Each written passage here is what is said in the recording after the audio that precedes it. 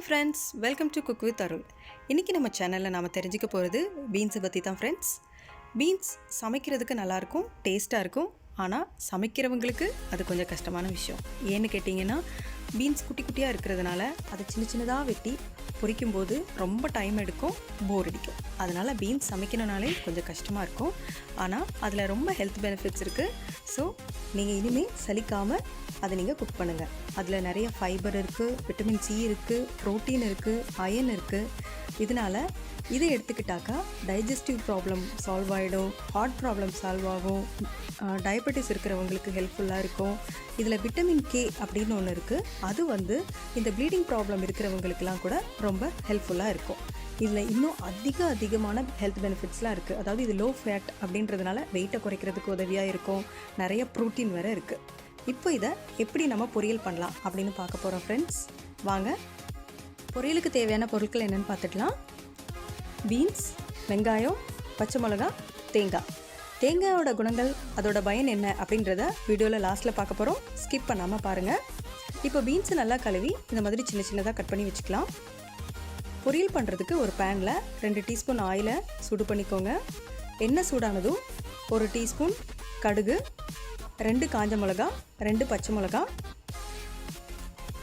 கடுகு பொரிஞ்சதும் அது கூடவே நம்ம வெட்டி வச்சுருக்கிற வெங்காயத்தை சேர்த்து நல்லா பொன்னிறம் ஆகிற வரைக்கும் வதக்கி எடுத்துக்கலாம். வெங்காயத்துக்கு தேவையான உப்பு போட்டுக்கலாம்.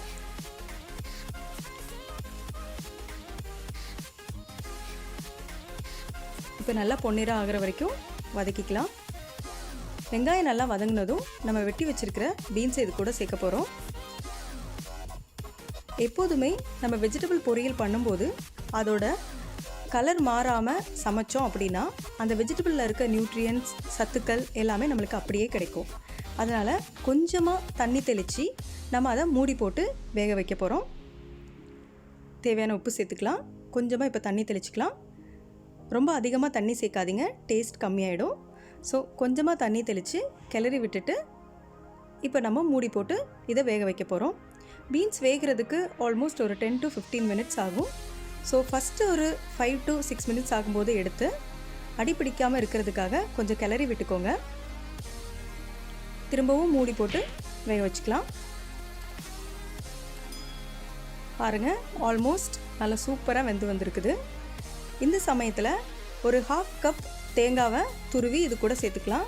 மோஸ்ட் ஆஃப் த டைம் இது ஆப்ஷனல் தான், ஆனால் இது சேர்த்தோன்னா டேஸ்ட் நல்லாயிருக்கு. அதனால் கண்டிப்பாக நீங்களும் சேர்த்துக்கோங்க. அதுவும் இல்லாமல் தேங்காயில் ரொம்ப அதிகமான சத்துக்கள் இருக்குது. தேங்காயில் ஹை ஃபைபர், ஹை ப்ரோட்டீன் இருக்குது. ஸோ ஃபைபர் அதிகமாக இருக்கிறதுனால நம்மளுடைய டைஜஸ்டிவ் ப்ராப்ளம் எல்லாத்தையும் அது சால்வ் பண்ணிடும். அப்புறமா தேங்காய் தண்ணி நல்ல எனர்ஜி ட்ரிங்காக நம்ம யூஸ் பண்ணிகிட்ருக்கோம். ரொம்ப முக்கியமான விஷயம், தேங்காய் எண்ணெயை நம்ம சமையலுக்கு யூஸ் பண்ணோன்னா வெயிட் லாஸ் ஆகிடலாம். அதாவது எவ்வளோ சாப்பிட்டாலும் லைட்டாக ஃபீல் பண்ணலாம் அப்படின்னு சொல்லுவாங்க இல்லையா? ஸோ நீங்கள் தேங்காய் எண்ணெய் யூஸ் பண்ணி சமைச்சிங்கன்னா உங்களுக்கு சாப்பிட்டு முடித்தா கூட லைட்டான ஃபீலாக இருக்கும். சூப்பரான டேஸ்டியான பீன்ஸ் பொரியல் ரெடி ஆயிடுச்சு. தேங்க்யூ ஃபார் வாட்சிங். இந்த வீடியோ உங்களுக்கு பிடிச்சிருந்துன்னா லைக் பண்ணுங்கள், ஷேர் பண்ணுங்கள்.